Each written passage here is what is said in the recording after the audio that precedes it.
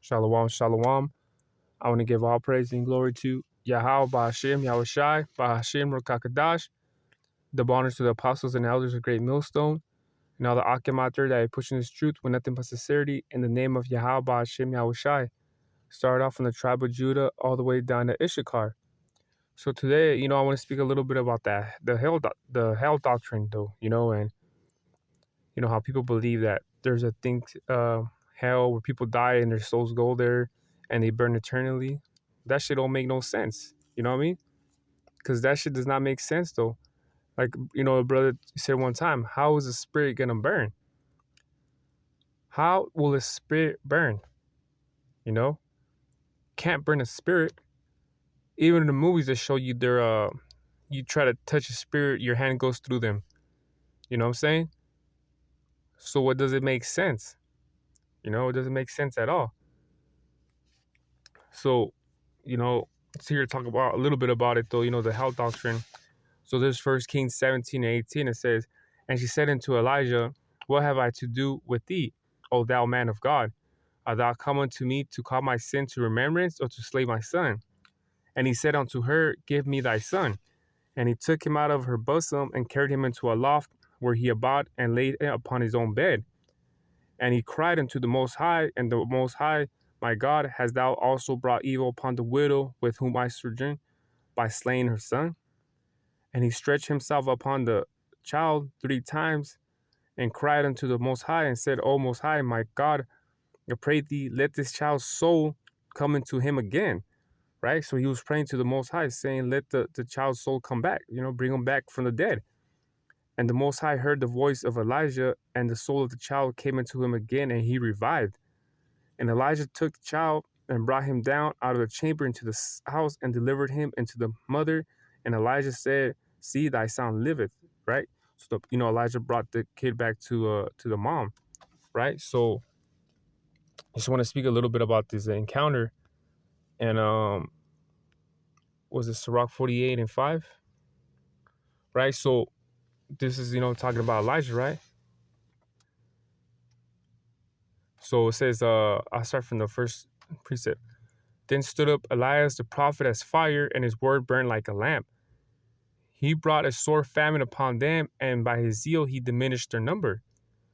By the word of the Lord he shut up the heaven, and also 3 times brought down fire. Because remember, he did that, Elijah. O Elias, how thou honor in thy wondrous deeds, whom we glory unto thee. 5. Who didst rise up a dead man from death, and his soul from the place of the dead by the word of the Most High. See? So, so let's look at this incident, right? Sirach 48:5. So let's look at it in this version, right? Let's look at it in this version. Okay.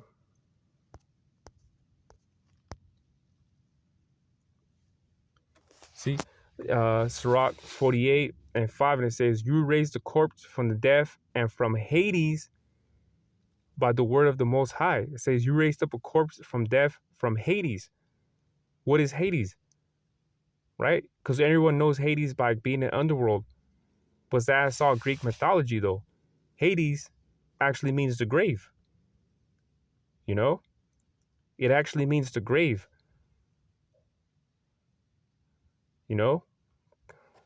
So how is it that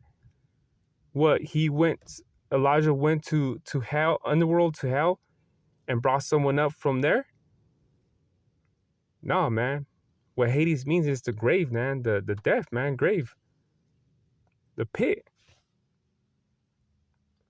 So what are these, that's what I'm telling you, like this, it's good to have this new translation, apocryphal book, though. It's good, though, because it tells you simply right here. You raised a corpse from death and from Hades, which means the grave, by the word of the Most High. You see? So you can't tell me literally he went to Hades and told him, hey, because, in Greek mythology, Hades is a Greek god too, right? From the underworld. It's like he went to him and like, hey, I want to bring this person back to the world. Can I bring him back to the world? Nah, man, because Hades represents it's a grave though.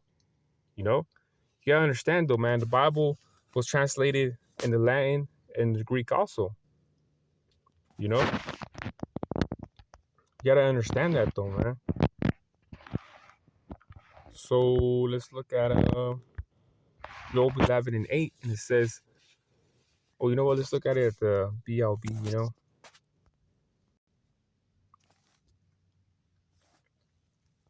Yeah, see, there it is.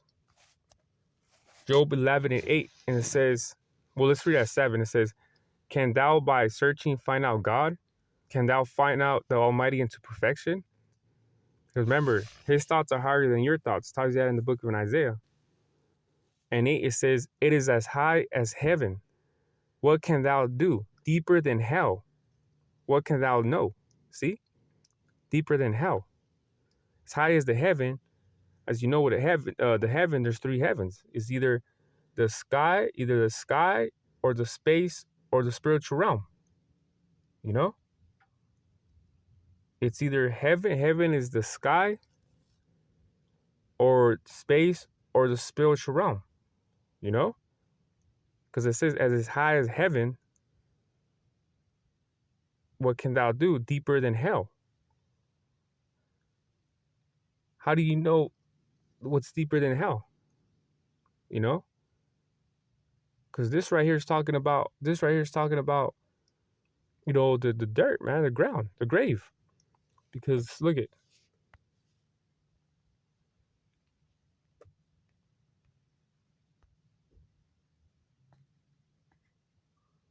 it says underworld, grave. See? Another word is hell. See? Pit. It says a place of no return. Yeah, because once you're dead, you're put in a grave. It's not like you just come back without praise of the Lord of God. See? Because without praise, because once you're dead, how are you gonna praise Yahweh Hashem Yahushai? You know? Because it tells you in the scripture too. I know it's in the book of Luke though. It tells you how you gonna what's it called? Worship God when you're dead though. So I know it's in the book of Luke.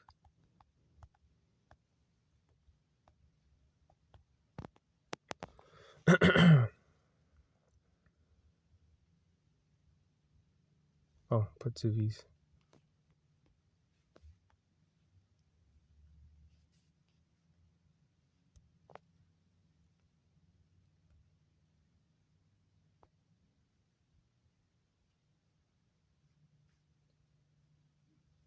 Well, this also means, people that are, not of this word though. But it says, "For he is not a God of the dead, but of the living. For all live unto him." Yeah, see? But that's not about, so spiritually dead though, you know? So that's not about, yeah, being spiritually dead though, because he's not the God of the dead though. So you see what I'm saying though? And if you look more here, it says wicked center for punishment. When you're being wicked in this world, a judgment is, what I mean? You doing wicked though, your ass gets popped or killed, your ass gets sent to the grave for being wicked. And I mean, that is true though. You know what I'm saying? Because when you're wicked though, your ass gets killed and shit, your ass gets sent to the grave for being a wicked nigga in this world. You know? That only makes sense. It's not like you die and you wake up in a spiritual realm of hell and you're burning though. No, man. Because the wicked are sent there, literally, to hell, to the grave, to the dirt, because of their wickedness though. And right here on this earth though, that's where you pay. That's where you pay for your wickedness though, man. On the earth though, man, and these carnal bodies though. Because I'll get this last precept right here in the book of wisdom. Wisdom of Solomon. I believe it's the 3rd chapter.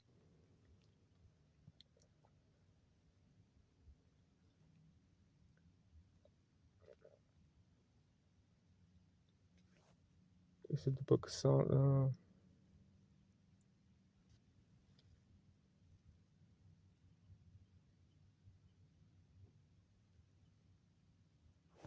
Is it the Book of Solomon?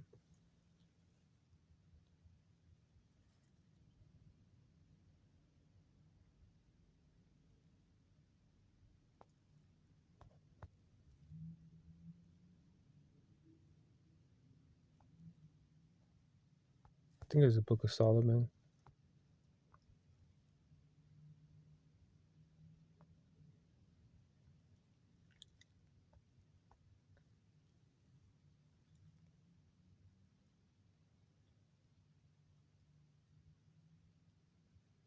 Slovakia, though. It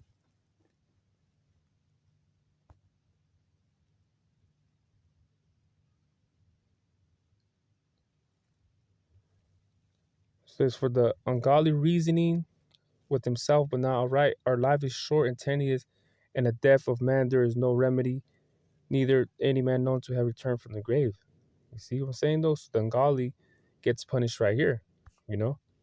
Salakia, though, I know it was the Book of Solomon where it talks about under the sun, you pay your you know what I'm saying, though, your judgment, it's right here, in the